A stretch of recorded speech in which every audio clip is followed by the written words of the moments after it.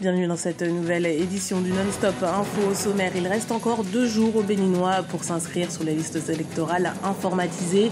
Le délai a été prolongé d'1 semaine car 40% de la population attendue était enregistrée au 30 novembre. Tendance positive au Burkina Faso dans la lutte contre le VIH-Sida. Les dernières enquêtes révèlent que le taux de prévalence s'établit aujourd'hui autour de 1%, alors qu'en 1986, ce taux s'élevait à près de 7%. Immersion au sein du concours d'entrée de l'Institut Polytechnique de Yamoussoukro en Côte d'Ivoire, en fin d'édition, en concours sélectif pour un établissement où l'enseignement y est réputé de qualité. Mais d'abord, le Premier ministre algérien Abdelmalek Sellal, reçu par son homologue français Manuel Valls et le président François Hollande jeudi à Paris. La visite doit permettre la signature de 70 accords dans les domaines du transport, du nucléaire, de la formation professionnelle ou encore de l'agriculture. Un rapprochement économique entre les deux nations entamé depuis 2012 et la visite du président français en Algérie. Le Bénin prolonge sa phase d'enregistrement des futurs électeurs dans son fichier informatisé. La démarche devait s'achever le 30 novembre et sera finalement repoussée jusqu'au 7 décembre. Une conséquence de la faible affluence des citoyens. Reportage de notre correspondante Chérali Ouattarema. À quelques jours de la fin de la phase d'enregistrement complémentaire en vue de corriger la liste électorale permanente informatisée l'EPI, les populations se rendent au centre de collecte à compte-gouttes. C'est du moins ce que soutiennent les agents en charge de l'actualisation de la LEPI. Ici, au centre Sapienza, au sud-ouest de Cotonou, en moyenne 40 personnes font le déplacement chaque jour pour se faire enregistrer. Ils attendent très souvent le dernier moment pour sortir très massivement. C'est comme ça. Donc, au fur et à mesure que les choses évoluent, les gens sortent progressivement. C'est comme ça, progressivement. Bon, ça évolue. Bon, durant une journée, parfois, nous allons au moins jusqu'à 50 par moment si les gens sortent comme ça par moment. Mais la dernière journée, le dimanche passé, c'était la dernière journée, on a multiplié les chiffres. Nous étions allés juste à 100 ou 100 et quelques. À la date du 30 novembre, les opérations n'avaient touché que 40% de la population attendue. Les pannes constatées sur environ 10% des kits déployés, le faible engouement des populations, ces diverses raisons ont amené les autorités à étendre le délai de la phase d'enregistrement d'1 semaine. Ce délai supplémentaire ne motive pas pour autant les populations. C'est maintenant que nous sommes en train de sensibiliser une fois encore la population pour que ceux-là qui ne sont pas encore enregistrés viennent quand même le faire. Donc ça fait que si on vient aujourd'hui, à partir du 1er jusqu'à aujourd'hui, c'est-à-dire d'hier jusqu'à aujourd'hui, si on enregistre des fois dans certains sens, c'est 10, c'est 5, c'est 7, c'est 15, ainsi de suite. Les agents des centres de collecte attendent une grande affluence les 2 derniers jours des opérations. Pour sauvegarder les données, ils font parvenir au fur et à mesure au Centre national de traitement les formulaires de réclamation des citoyens. L'organe en charge de l'actualisation de la liste électorale promet tout mettre en œuvre afin de rendre disponible la LEPI avant 2015. En Côte d'Ivoire, le bureau de la commission électorale indépendante est au complet. Dogou Alain, membre du FPI, a été élu vice-président ce jeudi 4 décembre. Une élection qui marque le retour de l'opposition qui avait quitté la table des négociations en septembre 2014. La commission en charge d'organiser l'élection présidentielle de 2015 comporte donc 9 membres, un président, 4 vice-présidents, un secrétaire et 3 secrétaires adjoints. Le Burkina Faso progresse dans la lutte contre le VIH-Sida. Selon les dernières enquêtes, le taux de prévalence s'établit aujourd'hui autour de 1%. Un recul significatif. En effet, en 1986, ce taux s'élevait à 7%. Reportage de notre correspondant Wendiam Valentin-Comporé. Au Burkina Faso, le taux de prévalence du VIH-Sida est en nette régression.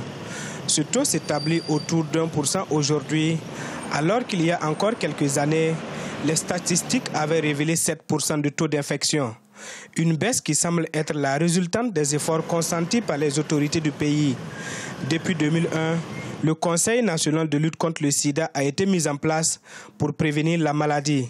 C'est ainsi qu'en 2010, les antirétroviraux sont devenus gratuits au Burkina Faso, avec pour objectif d'atteindre 0 cas d'infection et 0 décès liés à cette maladie dans les 15 prochaines années. C'est important parce que ça permet de relancer encore que le VIH est là. Il faut toujours faire attention et surtout en faisant le test, parce que vous ne pouvez pas savoir si vous avez le VIH ou non si vous ne faites pas le test. Le taux de prévalence reste encore élevé au sein de certains groupes cibles. À titre d'exemple, chez les routiers, il est d'environ de 16%. Une situation peu reluisante. Pour renverser la tendance, des initiatives sont développées pour atteindre et sensibiliser ces personnes vulnérables. Et l'unité mobile également nous permet d'avoir accès à ce qu'on appelle des populations clés. C'est des populations qui sont beaucoup plus à risque de l'infection par le VIH, mais qui, du fait de la stigmatisation, ne fréquentent pas les centres. L'un des plaidoyers des associations de lutte contre le sida est la promotion du dépistage volontaire, anonyme et gratuit et la communication pour un changement de comportement. Un plaidoyer qui porte déjà ses fruits. J'étais un peu réticent, mais récemment j'ai connu une fille là, et donc c'est elle qui m'a beaucoup incité à me présenter là aujourd'hui pour le test. Voilà, donc elle m'a fait comprendre que les tests de dépistage, ça avait une grande importance pour tout un chacun de nous. Cette année, les dirigeants du monde entier se sont engagés à éradiquer le sida d'ici à 2030. Le Burkina Faso, qui a connu ses premiers cas depuis une trentaine d'années, demeure également dans la même optique. Après le bras de fer qui a longtemps opposé le géant du nucléaire Areva aux autorités nigériennes, c'est au tour du Burkina Faso de remettre en question l'exploitation de son sous-sol par les multinationales étrangères. Le RENAPE, le réseau burkinabé pour la promotion et l'évaluation environnementale, vient d'organiser un forum, une rencontre basée sur un pourcentage, 10%, soit le taux des parts d'actions minières du pays. Il est par exemple de plus de 30% au Niger et en Guinée et de 50% au Botswana et en Namibie. En Côte d'Ivoire, la capitale Yamoussoukro incarne depuis plusieurs années un pôle universitaire majeur. Ainsi, les grandes écoles de la ville, regroupées au sein de l'Institut national polytechnique Houphouët-Boigny, sont connues pour être les meilleures du pays. Les concours d'entrée sont d'ailleurs très sélectifs et l'enseignement y est de qualité. Reportage de notre correspondant Olivier Conan. Yamoussoukro, ville universitaire par excellence de la Côte d'Ivoire. La capitale de la Côte d'Ivoire accueille en effet l'INPHB, Institut national polytechnique Houphouët-Boigny. Ce centre d'enseignement est né du regroupement en 1996 de 7 grandes écoles. Les étudiants y subissent une sélection rigoureuse à l'entrée. Par exemple, sur plus de 6 000 candidats, seuls environ 700 ont été retenus cette année à l'École supérieure de commerce et d'administration des entreprises. L'INPHB est également réputé pour la qualité de l'enseignement.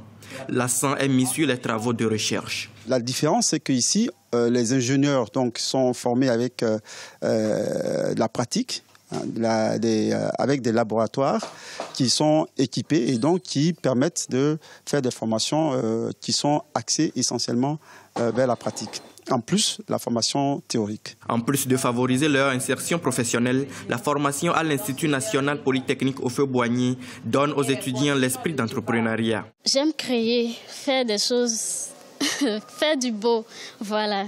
Donc, je pense que ça serait intéressant de travailler à son propre compte que d'être sous contrainte avec un employeur et autres, voilà. Et puis, ça va participer à la création de l'emploi aussi au niveau du pays. Il ne faudrait pas rester là et attendre qu'on soit embauché. Nos stages sont des stages pré-emploi.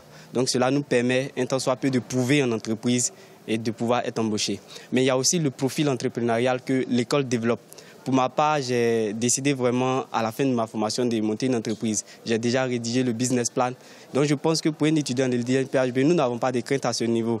Parce que quand nous sortons, nous avons soit la possibilité d'être embauchés dans une entreprise privée, soit pour les plus courageux d'entreprendre eux-mêmes en créant leur propre entreprise. L'Institut national polytechnique Houphouët-Boigny compte 7 grandes écoles, dont l'École supérieure d'industrie, l'Institut national supérieur de l'enseignement technique, l'École supérieure d'agronomie ou encore l'École nationale supérieure des travaux publics. C'était le journal de la rédaction. Merci de l'avoir suivi. Retrouvez dans un instant une nouvelle édition du Non-Stop Info sur Africa 24.